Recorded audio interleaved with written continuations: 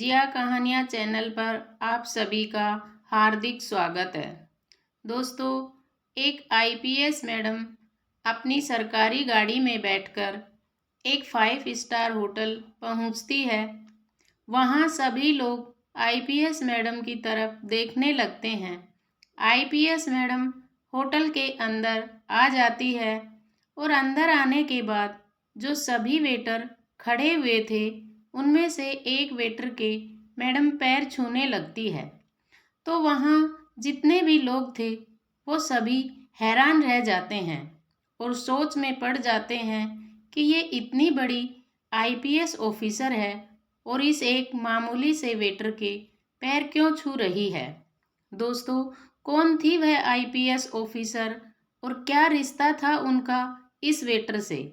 आइए जानते हैं पूरी कहानी की सच्चाई इस वीडियो में।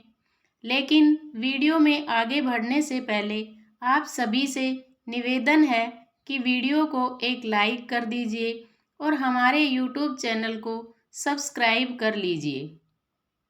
यह कहानी राजस्थान के एक परिवार की है, जिस परिवार में पति पत्नी और उनकी एक बेटी है।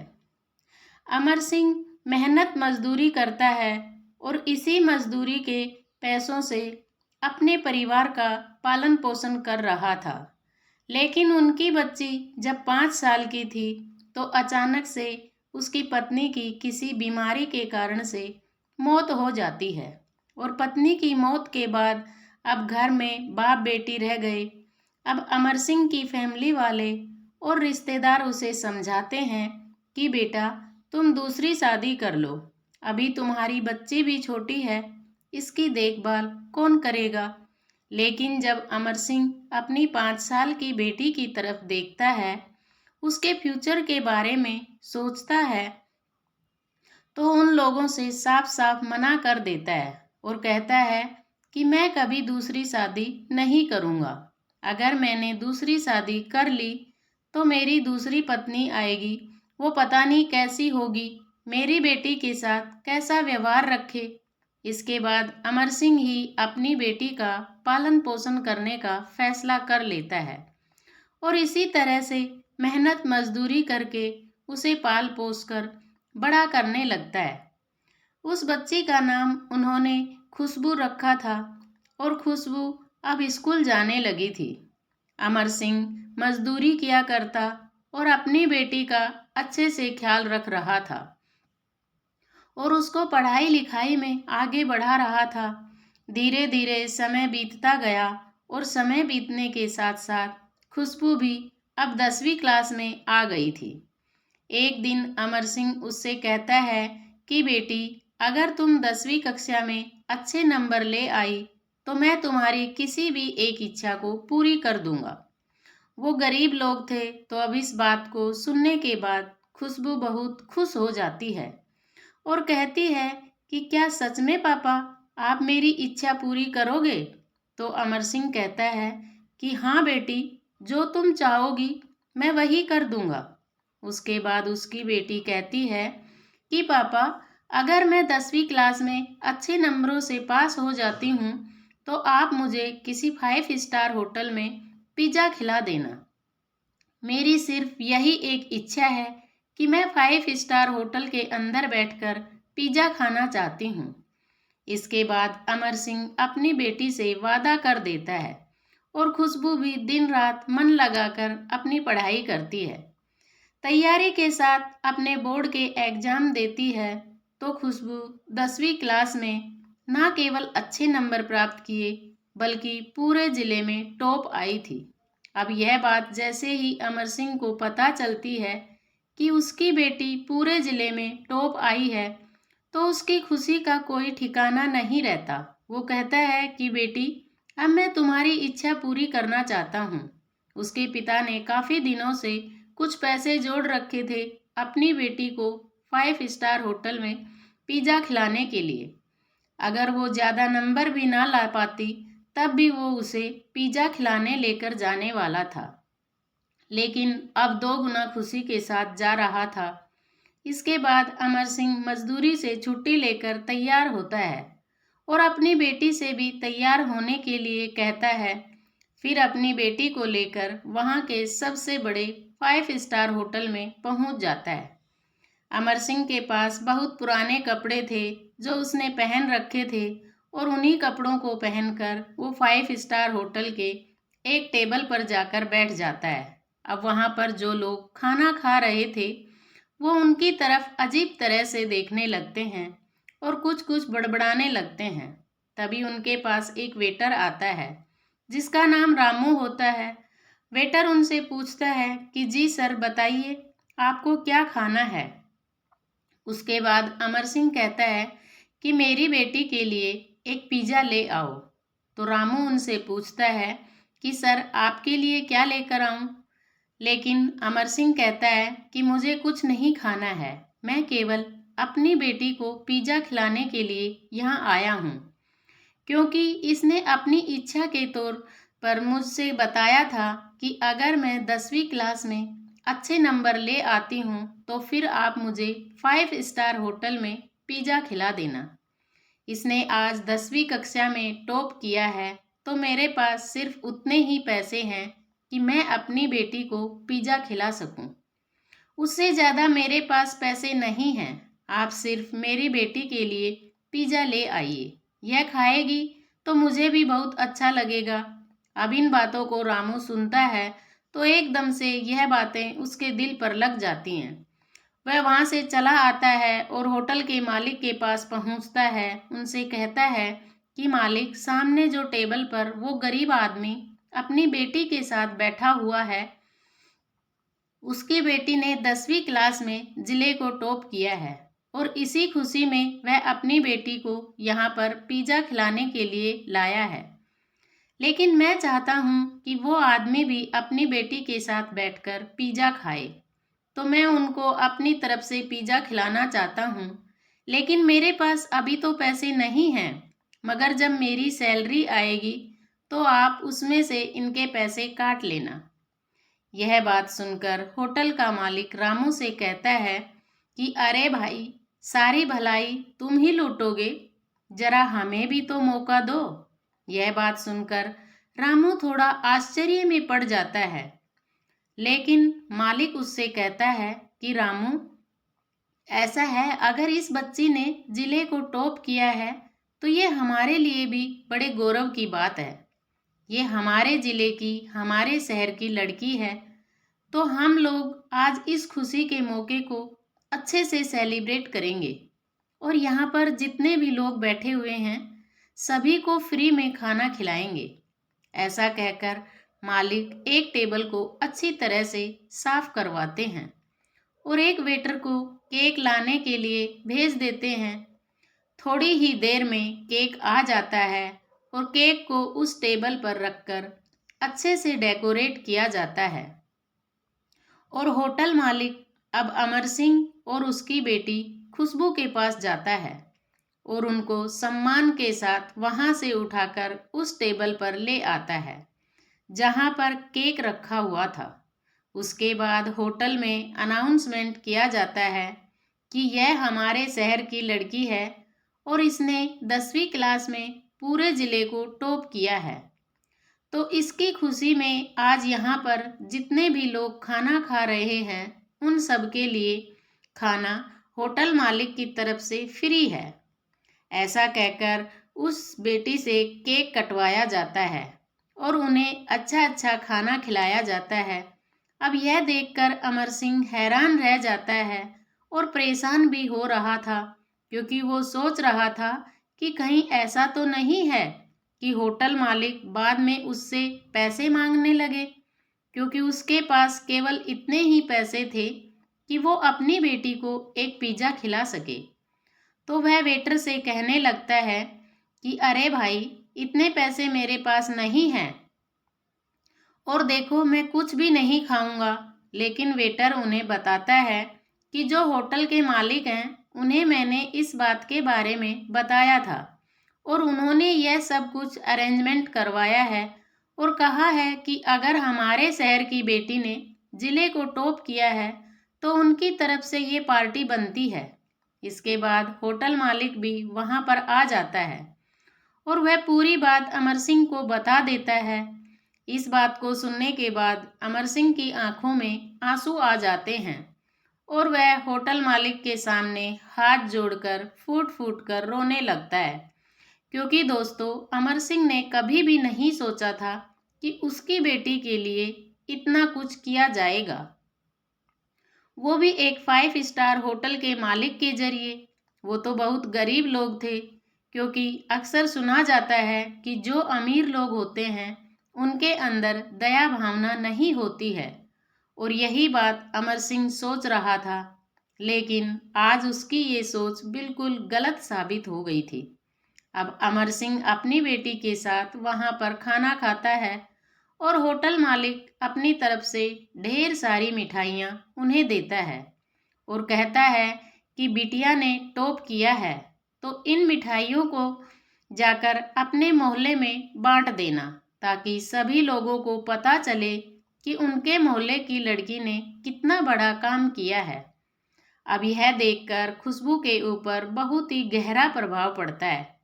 वह सोचती है कि मैंने थोड़ी बहुत मेहनत की और मैंने जिले को टॉप किया, तो उसके बाद सभी लोग उसका सम्मान कर रहे हैं। फिर वो होटल मालिक और होटल के वेटर की तरफ देखती है, तो उन्हें देखकर उसकी आंखें भी छलकने लगती हैं। फिर वह अपने पापा के साथ अपने घर चली आती है। घर आने के बाद वो पूरे मोहल्ले में उन मिठाइयों को बांटते हैं। सभी लोग खुशबू को बड़ा मान सम्मान देते हैं, उसके पापा की वाह वाह करते हैं। इसके बाद खुशबू अपने मन में सोचती है कि ये जो कुछ भी आज हमारे साथ हुआ है, यह पढ़ाई की बदौलत से हुआ है। मैं और भी अच्छी तरह से पढ़ाई करूँगी और एक अच्छे से मुकाम को हासिल करूँगी। साथ में उसके दिमाग में होटल मालिक और उस वेटर की छवि घूम रही थी, जिन्होंने आज उसके लिए इतना कुछ किया था। धीरे धीरे समय बीतता है और समय के साथ साथ खुशबू अपनी पढ़ाई लिखाई को जारी रखती है। उसने और भी ज़्यादा मन लगाकर पढ़ाई की। खुशबू पढ़ने लिखने में होशियार थी, तो इसी कारण से उसकी मेहनत भी रंग ले आती है और एक दिन वो आईपीएस ऑफिसर बन जाती है। तो फिर अपने पापा के पास फ़ोन करती है और उन्हें बताती है कि पापा, आपकी बेटी आईपीएस ऑफिसर बन गई है। इस बात को सुनकर उसके पापा खुशी से झूम उठते हैं, जिस तरह वो जब खुश हुए थे जब उसने 10वीं क्लास को पूरे ज़िले में टॉप किया था। फिर अमर सिंह कहता है कि बेटी, ये तो बहुत अच्छी बात है, अब तुम बताओ तुम्हें क्या चाहिए। इस बात को सुनने के बाद खुशबू को पुरानी वो सब बातें याद आ जाती हैं, जो बातें उसके साथ 10वीं क्लास पास करने के बाद हुई थी, जब उसको एक होटल में ले जाया गया था और वहाँ के मालिक और वेटर ने उनका बड़े ही अच्छे से स्वागत किया था। और अब यह बात उसके दिमाग में आ गई थी, तो फिर वो सोचती है कि मैं आईपीएस ऑफिसर बन गई हूँ, लेकिन एक बार मुझे उन होटल के मालिक और वेटर से ज़रूर मिलना है, क्योंकि आज जो कुछ भी खुशबू बनी थी वो उन्हीं की बदौलत थी। अगर वो लोग उसका हौसला ना बढ़ाते तो शायद खुशबू अपनी पढ़ाई में इतनी मेहनत नहीं करती और इस मुकाम को हासिल ना कर पाती। धीरे धीरे समय बीतता गया और उसकी ट्रेनिंग भी कंप्लीट हो जाती है और फिर उसकी पोस्टिंग एक शहर में हो जाती है। पोस्टिंग होने के बाद खुशबू अपनी सरकारी गाड़ी से सीधा उसी 5 स्टार होटल पर पहुंच जाती है। वहां जाने के बाद जो होटल के अंदर लोग खाना खा रहे थे और वहां पर जितना भी स्टाफ था, वो सभी लोग आश्चर्य भरी निगाहों से उसकी तरफ देख रहे थे। तभी खुशबू होटल के अंदर जाने लगती है और वहाँ के वेटरों को देखने लगती है, तो उसे रामू नाम का वो वेटर दिख जाता है। फिर उनके पास जाकर उनके पैर छूने लगती है। अब यह देखकर रामू भी हैरान हो जाता है। वो उसे ऊपर उठाता है और कहने लगता है कि मैडम, आप इस तरह से मेरे पैर क्यों छू रही हो। इसके बाद खुशबू हंसने लगती है। यह देखकर सभी लोग हैरान रह जाते हैं कि एक इतनी बड़ी अधिकारी और एक वेटर के पैर क्यों छू रही है। अब खुशबू रामू से कहते हैं कि शायद आप मुझे भूल गए हैं, लेकिन मैं आपको चाहकर भी नहीं भूल पाई। रामू थोड़ा सोच विचार करता है और कहता है कि मैडम, मेरी समझ में नहीं आ रहा आप किस तरह की बातें कर रही हो। तो खुशबू बताती है कि आज से कई साल पहले मैं इस होटल में अपने पापा के साथ पिज़्ज़ा खाने के लिए आई थी और उस टाइम आप ही हमारी टेबल पर आए थे, लेकिन आपने जाकर मालिक को बताया और मालिक ने अच्छी तरह से हमारा स्वागत किया। आज जो मैं एक आईपीएस अधिकारी बनी हूँ वह आपकी ही बदौलत है। अगर आप मेरा हौसला ना बढ़ाते तो मैं अपनी पढ़ाई को एक सीमित दायरे में करती। इस बात को सुनने के बाद रामू को सारी बातें याद आ जाती हैं और वह भी खुशबू को पहचान जाता है और कहता है कि अच्छा हुआ बेटी जो तुम आईपीएस अधिकारी बन गई। हमने कभी सोचा भी नहीं था कि तुम आईपीएस अधिकारी बनने के बाद भी यहाँ पर हमारे पास आओगी। और इस पूरी बातों को सुनकर वहाँ पर जितने भी लोग थे सभी लोग हैरान हो जाते हैं कि एक लड़की आईपीएस अधिकारी बनने के बाद यहाँ पर आई है और उस व्यक्ति के पैर छुए जिसने कभी 10वीं क्लास में उसका इस तरह से स्वागत करके बधाई दिलाई थी। अब खुशबू रामू जी से होटल मालिक को बुलाने के लिए कहती है तो रामू एकदम से मायूस हो जाता है और कहता है कि बेटा, जो इस होटल के मालिक थे उन्होंने होटल बेच दिया है। तो खुशबू उनसे पूछती है कि ऐसा क्या हुआ जो उन्हें ये होटल बेचना पड़ा। तो रामू उस होटल मालिक की पूरी कहानी उसे बताता है कि उनकी पत्नी को कोई बीमारी हो गई थी और बीमारी के चलते उन्होंने पहले तो अपने घर को बेचा और घर के बाद जितनी भी उनकी ज़मीन जायदाद थी सारी ज़मीन जायदाद अपनी पत्नी के इलाज में बेचकर लगा दी थी। लेकिन इसके बावजूद भी उनकी पत्नी की तबीयत ठीक नहीं हो पाई और उनकी मौत हो जाती है। पत्नी की मौत का सदमा उन्हें बहुत गहरा लगता है और इसी कारण से वह शराब पीने लगते हैं, क्योंकि उनके परिवार में और कोई तो था नहीं, उनकी कोई संतान भी नहीं थी और वो ऐसे ही इधर उधर घूमा करते थे। तो एक दिन मुझे वो ऐसे ही घूमते हुए मिल जाते हैं और उसके बाद मैंने उन्हें अपने घर पर रख लिया है। मैं वहीं पर उनकी सेवा किया करता हूँ। इस बात को सुनकर खुशबू को बड़ा ही दुख पहुँचता है और उसकी आंखों से आंसू छलकने लगते हैं। इसके बाद खुशबू रामू जी को अपने साथ गाड़ी में बिठाती है और उनके घर जाने के लिए अपनी गाड़ी को लेकर निकल जाती है। वहां जाने के बाद वो जैसे ही होटल मालिक को देखती है तो होटल मालिक को देखकर फूट फूट कर रोने लगती है और जाकर उनके पैर छूने लगती है। अब होटल मालिक को भी कुछ समझ में नहीं आता, लेकिन तभी रामू बताता है कि मालिक, ये वही लड़की है जिनके लिए आपने पार्टी का सेलिब्रेशन अपने होटल में कराया था और सभी लोगों को फ्री में पार्टी दी थी। अब इस बात को सुनकर होटल मालिक की आंखों से आंसू बहने लगते हैं। अब वो काफ़ी बुजुर्ग हो गए थे। खुशबू होटल मालिक को सहारा देती है और कहती है, जो आपके साथ हुआ वो बहुत ही बुरा हुआ है, लेकिन होनी को कौन टाल सकता है। इसके बाद खुशबू उन होटल मालिक को लेकर अपने घर चली जाती है और वहाँ पर अपने पापा के साथ उन्हें रखने लगती है। पापा भी होटल मालिक की ये बात सुनते हैं तो उन्हें भी इस बात का बहुत दुख पहुँचता है, क्योंकि होटल मालिक असलियत में एक ईमानदार आदमी था और उसके साथ ऐसा हो गया था जो शायद किसी बेईमान आदमी के साथ भी ना हो। अब खुशबू उनकी बहुत अच्छे से सेवा करती है। होटल का जो वेटर था उनसे भी यह बात कह देती है कि आपको ज़िंदगी में कभी भी किसी भी चीज़ की ज़रूरत हो तो आप बेझिझक मुझसे मांग सकते हो। इसके बाद खुशबू अपना कार्यभार संभालने लगती है और धीरे धीरे खुशबू की उम्र शादी की हो जाती है। अब खुशबू की शादी एक लड़के से हो जाती है, लेकिन शादी से पहले खुशबू ने उस लड़के से कह दिया था कि मेरे दो पिता हैं और दोनों पिता मेरे ही साथ रहेंगे और उनकी सेवा भी तुम्हें करनी होगी। इस बात को उसका पति भी मान जाता है और खुशबू के पिता और होटल मालिक को अपने साथ ही ले जाता है और वहीं पर उनकी सेवा करने लगता है।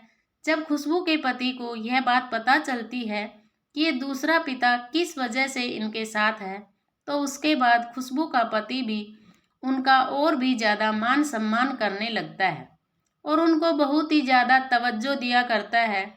तो दोस्तों, ये थी आज की कहानी एक ऐसी लड़की की जिसने 10वीं क्लास में जिला टॉप किया और उसके बाद एक सेलिब्रेशन ने उसकी ज़िंदगी ही बदल दी। वह एक आईपीएस अधिकारी बन गई और आईपीएस अधिकारी बनने के बाद उसने कुछ ऐसा किया जो शायद किसी ने सपने में भी नहीं सोचा होगा। आप क्या कहना चाहोगे खुशबू के बारे में, कमेंट में ज़रूर बताएं। अगर कहानी आपको ज़रा भी पसंद आई हो तो हमारे यूट्यूब चैनल को सब्सक्राइब कर लीजिए और वीडियो को भी एक लाइक कर दीजिए। मिलते हैं अगले वीडियो में। धन्यवाद। जय श्री श्याम।